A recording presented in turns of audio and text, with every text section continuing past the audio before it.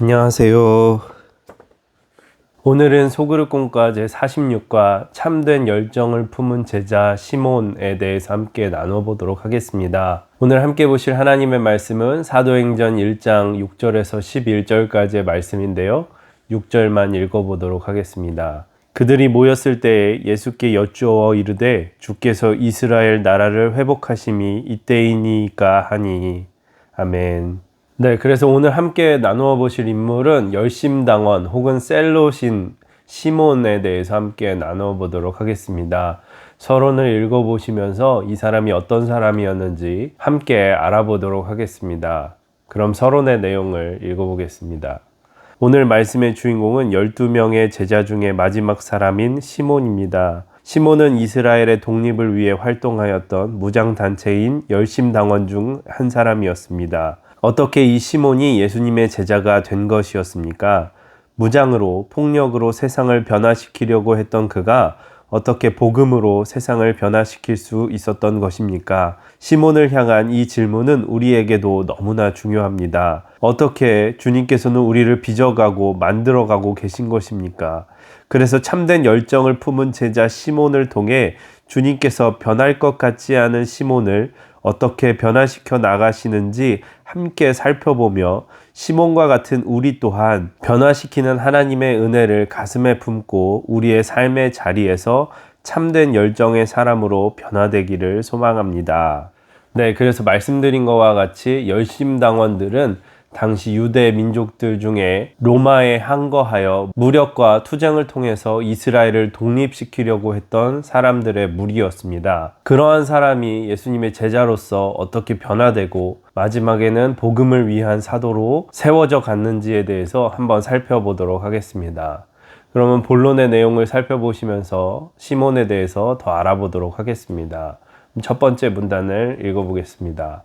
1. 주님은 시몬이 품은 칼을 내려놓고 주님의 칼을 품게 하였습니다. 사실 성경 속에는 예수님의 12명의 제자들의 리스트를 제외하고는 시몬의 어떤 이야기도 등장하고 있지 않습니다. 그런데 예수님의 제자의 리스트에 아주 중요한 흔적이 남아 있습니다.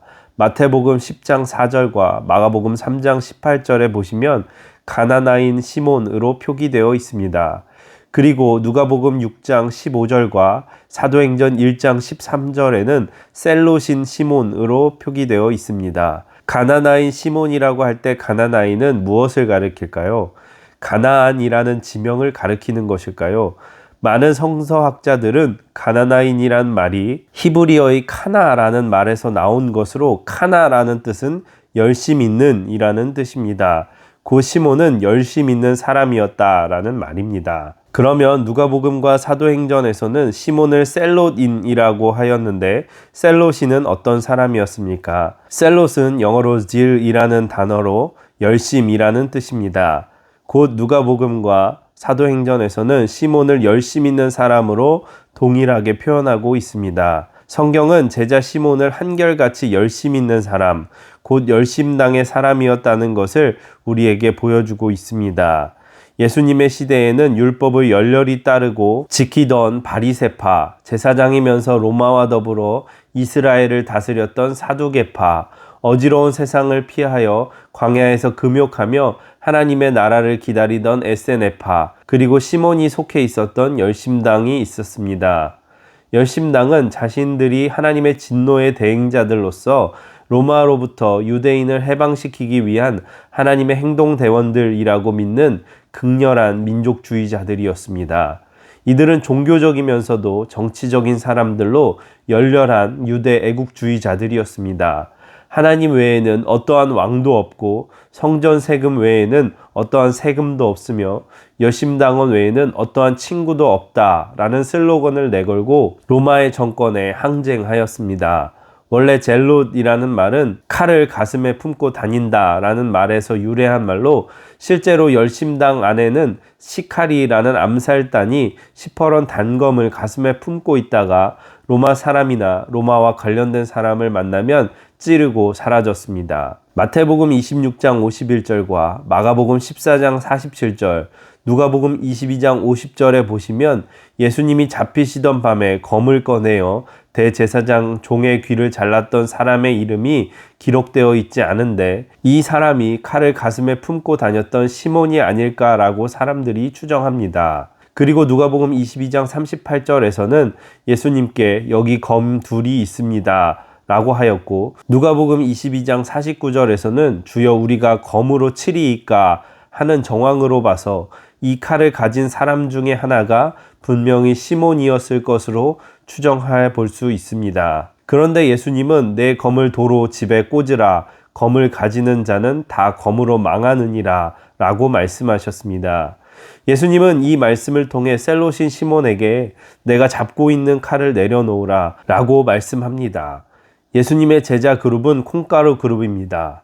왜 그런가 하니 로마에 동참하는 사람들을 응징하려는 열심당원인 시몬이 그 그룹 안에 있었고, 또한 로마를 돕고 협력하였던 로마에게 고용된 세리 마태가 예수님의 제자 그룹에 있었습니다. 어떻게 이 두 사람이 하나가 될 수가 있었겠습니까? 우리가 예수님이라면 우리와 함께 할 사람들을 이렇게 뽑지 않았을 것입니다. 어떻게 연합하여 일하고 한마음이 될 수 있었겠습니까? 그런데 예수님은 시몬을 제자로 불러 자신이 품고 있는 칼을 내려놓게 하였습니다. 세리 마태를 시몬 앞에 세워두시고 그 마태를 통해 시몬이 품고 있는 칼을 내려놓게 하였습니다. 신앙은 우리가 품고 있는 칼을 내려놓고 주님의 칼을 품는 것입니다. 우리가 품고 있는 증오와 미움의 칼, 다른 사람을 판단하고 정죄하는 마음의 칼을 내려놓고 주님의 사랑의 칼과 소망의 칼을 품고 사람을 죽이는 것이 아니라 사람을 살리는 주님의 열심당원들이 되기를 소망합니다. 네, 그래서 열심당원 시몬은 누구보다 이스라엘의 독립과 하나님 나라에 대한 열정을 품은 사람이었지만, 예수님께서는 그 열정의 방향이 조금 잘못되어 있음을 아시고 그 열정을 복음을 향한 열정으로 바꾸어 주셨습니다. 우리는 항상 열심에 넘칠 수가 없고요. 우리의 열정은 한계가 있는데요. 우리가 가진 이 열정을 복음을 위해서 온전히 드릴 때에 우리의 열정이 올바른 곳에, 참된 곳에 사용될 줄로 믿습니다. 우리 성도님들 다 가슴에 소망의 칼, 복음의 칼, 말씀의 칼을 품고 주님을 향한 올바른 열정으로 최선을 다하는 저와 여러분이 되시기를 부탁을 드립니다. 그러면 계속해서 두 번째 문단도 읽어보겠습니다. 이 주님은 시몬이 자기의 나라를 내려놓고 하나님 나라를 품게 하였습니다. 본문 사도행전 1장은 예수님께서 십자가에 죽으시고 부활하셔서 40일 동안을 제자들과 함께 계시며 권면하시다가 하늘로 승천하여 올라가는 마지막 순간입니다. 이때 한 제자가 매우 궁금해하며 의미심장한 질문을 하였습니다. 주께서 이스라엘 나라를 회복하심이 이때이니까? 이 질문은 과연 누구의 질문이었을까요? 많은 사람들이 사도행전 1장 6절의 질문은 시몬이 한 것으로 추정합니다. 시몬은 십자가 앞에서도 주님의 부활 승천하시는 바로 그 순간까지도 자기 자신의 나라인 이스라엘을 주님께서 회복하실 것을 기대하고 갈망하였습니다. 주님은 끊임없이 시몬에게 자기의 나라를 내려놓고 하나님의 나라를 품게 하셨습니다. 시몬의 모습이 어떻게 그렇게 우리와 똑같은지 알 수 없습니다. 우리는 처음부터 끝까지 우리의 나라가 세워지기를 원합니다. 가정 속에서도, 우리의 삶의 현장 속에서도 우리 자신의 나라가 세워지기를 원합니다. 그러나 주님의 제자는 자기의 나라를 날마다 내려놓고 하나님의 나라를 품는 사람입니다. 우리가 세운 나라는 모래 위에 세워진 나라입니다. 우리가 세운 가정과 직장과 사업은 흔들리고 연약할 수밖에 없습니다.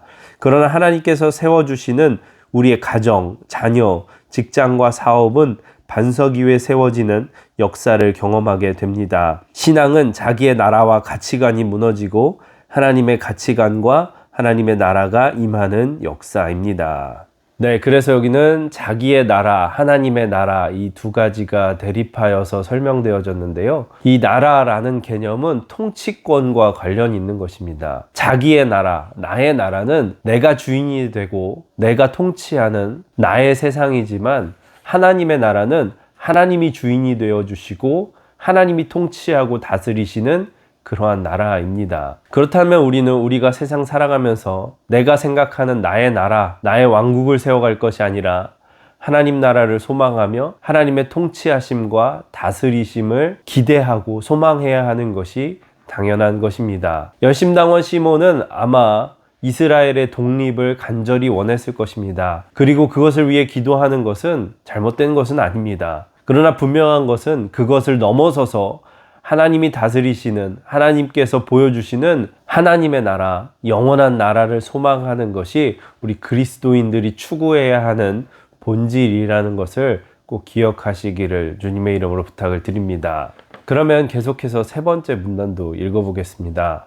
3. 주님은 시몬이 자기의 열정을 내려놓고 하나님의 열정을 품게 하였습니다. 오늘날 이 시대를 살아가는 많은 사람이 열정과 열심으로 살아갑니다.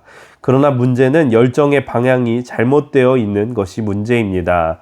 오늘 시몬을 통해 예수님은 우리의 열정의 근본, 열정의 뿌리를 보게 하십니다. 많은 가장이 자기 자신의 열정으로 가정을 희생하고 자신의 건강을 망가뜨립니다. 많은 어머니가 자기 자신의 열정으로 학생들을 희생하고 망가뜨립니다. 한국의 어머니들보다 자녀를 향한 열정이 충만한 어머니들이 세상 어디에 있겠습니까? 그런데 과연 그 열정이 올바른 방향인지 돌아보아야 합니다. 여러분과 저는 어떤 것에 열정을 쏟아붓고 있습니까? 이것이 과연 올바른 열정입니까? 존 오트버그는 선택훈련이라는 책에서 잘못된 마음으로 올바른 문으로 들어가는 것보다 올바른 마음으로 잘못된 문에 들어가는 것이 훨씬 낫다라고 하였습니다.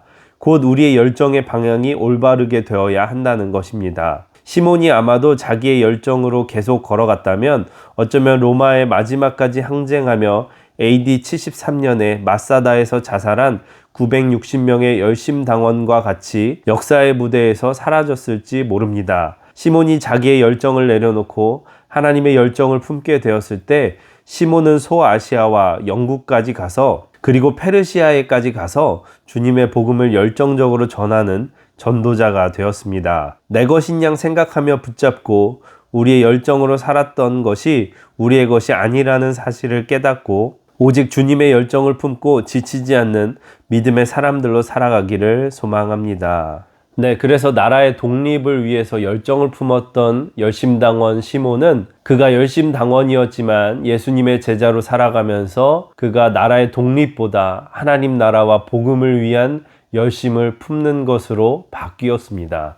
그렇기 때문에 그는 마사다에서 이 유대인들이 로마에 항쟁하여 전쟁하다가 죽은 그 사건에 휘말리지 않고 그가 순교하기까지 소아시아와 유럽, 아프리카에 이르기까지 전도하는 전도자가 되었다는 것을 우리가 볼 수 있습니다. 우리도 우리의 열정, 나의 생각과 나의 판단으로 불타오르는 열정을 내려놓고 우리 말씀 가운데 주신 하나님의 열정을 품을 때에 그 열정이 올바른 열정, 하나님이 기뻐하시는 열정이 될 줄로 믿습니다. 그러한 열정을 가슴속에 품는 저와 여러분이 되시기를 주님의 이름으로 부탁을 드립니다. 네, 이렇게 해서 소그룹 공과 제46과 열심당원이었던 시몬에 대해서 함께 나누어 보았고요. 나눔과 삶의 적용을 천천히 읽어보시기를 바랍니다.